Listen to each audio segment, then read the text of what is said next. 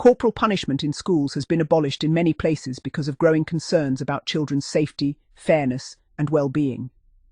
While physical discipline was once considered an acceptable form of punishment, research, changing social attitudes, and legal reforms have led many governments to conclude that it is no longer appropriate in educational settings. In Australia, for example, corporal punishment was banned in government schools in 1985 and later prohibited in non-government schools in 2006. Similar reforms have taken place in many other countries as evidence mounted against the practice. One of the primary concerns is the risk of physical harm. Children respond differently to physical punishment. A blow that leaves little or no injury on one child may cause significant bruising, cuts, or welts on another.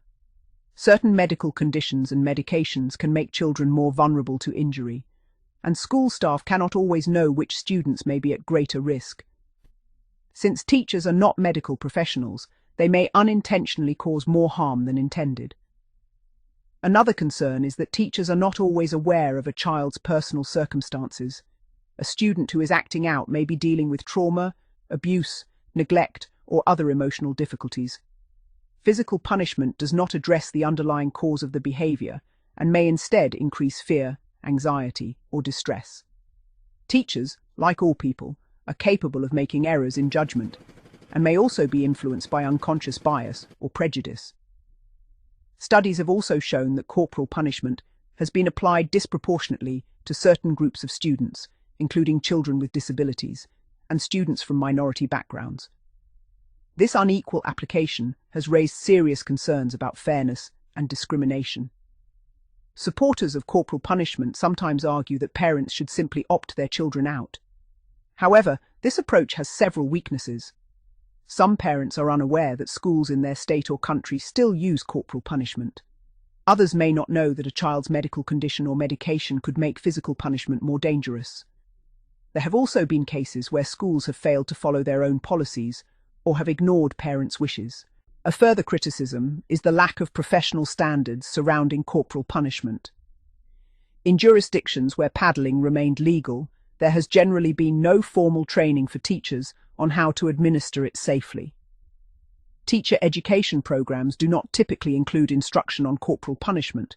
There are no widely recognized competency standards, and witnesses are not specially trained to identify excessive force or abuse. As a result, safeguards for protecting children have often been considered inadequate. There is also a broader ethical argument. Physical punishment is not an accepted method of discipline in most areas of adult life.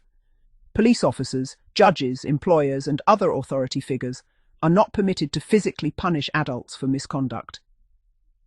Critics argue that schools should likewise rely on non-violent methods of discipline that promote respect, learning, and positive behavior rather than fear.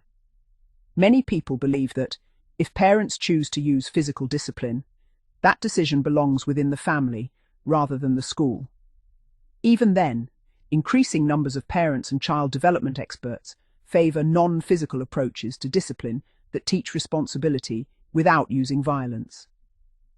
The importance of empathy in raising children is illustrated in a well-known story shared by Swedish author Astrid Lindgren during her 1978 Peace Prize acceptance speech. She recalled a mother who told her young son to fetch a switch for a spanking. Unable to find one, the child returned with a rock and said, "I couldn't find a switch, but here is a rock you can throw at me."